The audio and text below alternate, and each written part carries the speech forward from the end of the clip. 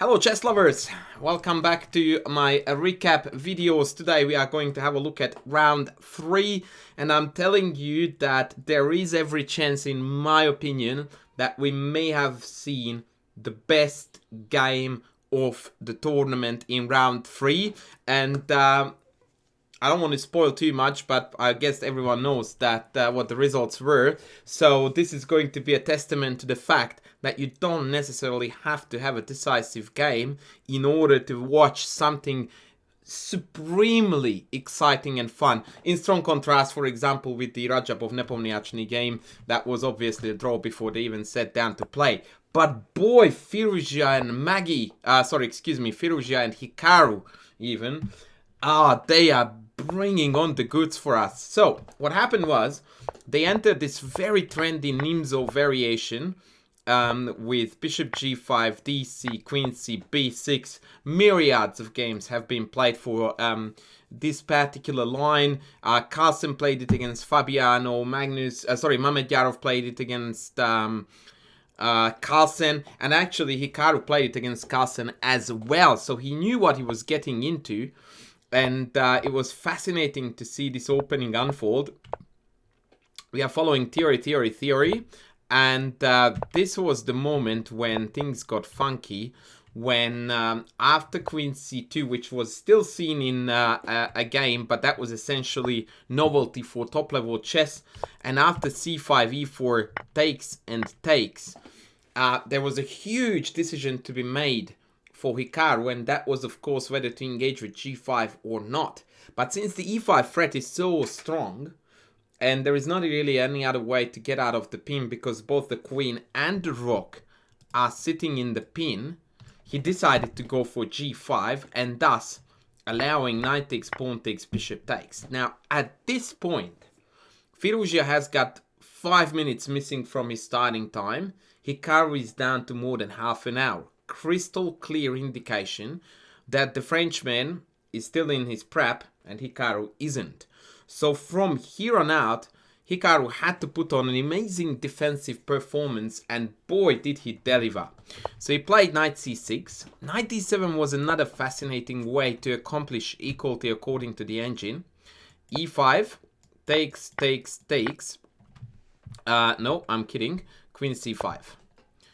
Offering a queen trade hitting this, and after takes, a curious opening situation occurs, which is actually an endgame situation right out of the opening, which reminds me a great deal of the Botvinnik Semislav, where white exactly has these pawns at his disposal and has an extra pawn, but black has the initiative. The rook coming down to attack this pawn is the main motive, but overall king here is also quite annoying. The engine claims dead even, 0.0. I would play this with black any day of the week if I had to pick between white and black. And by the way, just another extra thought on engine evaluations. This position, according to the engine, is dead even. But Hikaru couldn't have known that. And even if he did know that this was not good enough for an advantage, here, black needs to find... There's something behind me. Oh, this. Excuse me. He needs to find at least 20 supremely accurate moves to actually prove that this position is even. So knight c6 was played. Mint. Queen c1. Preparing for queen f4, hurting this pin even more, and also prepping e5. Rook d4, knight d4, queen f4. Knight c2 check. This was slightly inaccurate according to the engine's measure, who would want to play queen d7, bishop f6, and then check, denying the king the d file, and then come here. And here I found an absolutely fascinating line, which of course is the engine's recommendation. Take, check, not taking the rook, because then after queen f2, queen f6, that's a fairly easy draw. But check, and then take c2. And here, according to the engine, rook f8 is best, but queen f2 is also recommended. And interestingly enough, it is white who goes in for the perpetual check here and here. quite a wild variation, to say the very least. And that's what top level chess, by the way, looks like these days. So this was perhaps a tiny inaccuracy, because it allowed Firouzja to enter this endgame. And this endgame, I can tell you folks, is gonna be the talk of town, at least in Chess City, for a long time to come. And the reason for that is because everything indicates a white advantage here. At least a slight one. Number one, we have bishop over knight with pawns on both sides. Definite favoring white. White has a better pawn structure in that we have a pass pawn. Black doesn't. That's 2. And that's it. But those 2 should be enough for an advantage. And from here on out, Hikaru put on an absolute endgame masterclass. Like, wow, man. Check this out. Bishop f4, knight f6, h4. Actually, I was watching the game live just a bit beyond this point, and I was watching Judith and Gustafsson, and Judith said she would play g4, which I also liked, with the idea of f3 and then h4, but essentially I guess it will come to the same. Bishop d2, f5. A superb move that disallows Firouzja to expand on the king side. g3, king f7, f3. Now he's headed for the 2 connected pass pawn scenario. Rook h8, denying that. Bishop g5, aiming to do it. Beautiful textbook play of endgame for both sides in excuse me, in pursuing what they really want to accomplish. By now, Hikaru is down to 25 minutes, as you can see, versus 125. And from what I can tell, this is his only mistake in the game, or small inaccuracy, but not a losing one by any means. It just made his job a touch harder. e5 is recommended by the computer, and I found this line excuse me, really instructive and fun. Watch what happens here. Rook e1, king e6, b3. No, that's not my line. My line is g4. Because I wanted to test out what happens if we go g4, f4. Now this looks counterintuitive because now the pawn is stuck, but actually e4 is still playable and will be played. Rook d1, king e6, h5, and e4. This is the key idea in the defense, and I love it because this is what I like to do in endgames, when the defense is based on activity. Not just passively waiting, but actually going forward, being proactive about achieving the draw. Takes knight e3, rook g1, and in fact here rook g1 is already a slight error. Rook d2 is probably better, and after king e5, actually black seems to be taking over. Because now king takes pawn up, and this f-pawn is more dangerous than these 2 guys here. So this would have been a superb way to hold the position. Hikaru opted for c4. And now, boy, the endgame that is going to occur is just so much fun. g4, b5. Rook d1 had to take, because now take would mean that the knight remains loose. So take, and now white has the 2 connected passers. Boy, that's not the story you want to defend, but oh my god, he defends like a legend. h5, rook g8, check, king back. h6, beautiful tactical idea, takes h7, and it's its unstoppable queen. And so now we have to force the rooks off. If white chooses not to trade, then king f7, king g6 seems to hold. That being said, this is the engine's recommendation, as after the expected rook f8, surprisingly, the 2 connected pass pawns with the support of the bishop are still insufficient.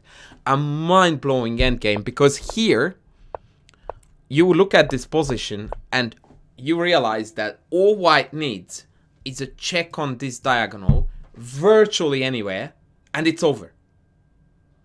That's it.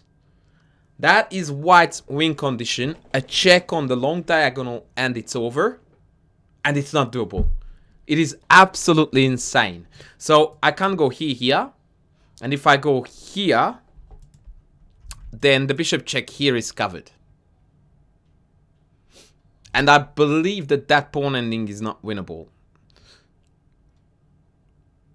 Actually, let's just quickly have a look at what black does if... oh, actually, it was black to me when he played immediately c3, so that's a new story. And actually, that does eliminate this question, because from here on out, now this is not playable at all.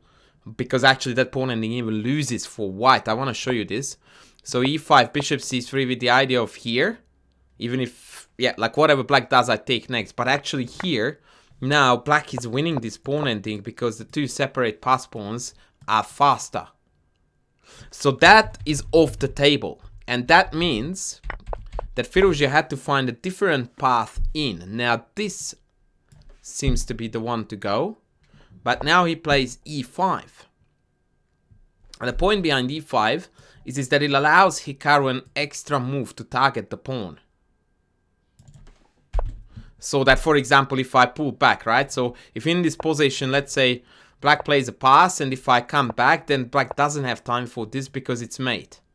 But with the pawn on e5, now if I, let's say, play random bishop move, knight e7, and I don't have a check, which means black has time to take and easily draw it. So that is a key move in the defense. Now the second feature is that it supports f4. So if I play something like this with the idea of approaching, check. And now this is falling and, excuse me, everything else is falling. And again, easy draw. So Firouzja has a minefield to walk. And here I looked at the position and I started to think about, is there a way to get through? And I realized that these two squares are denied by the check. I can't go to this square because that's illegal. And if I want to go here, I might go too far from the queen side where this pawn can run in. And recognizing this, Hikaru just went pass. No problem. King e1. And now that is already too far. b4 takes, and a3 immediately reroutes the bishop because otherwise black even wins. And now after knight b4, the bishop can't take on a3 because of the check. And so what that meant was that the king had to go back, knight d5, and the pawns got hunted down, and the endgame is a draw.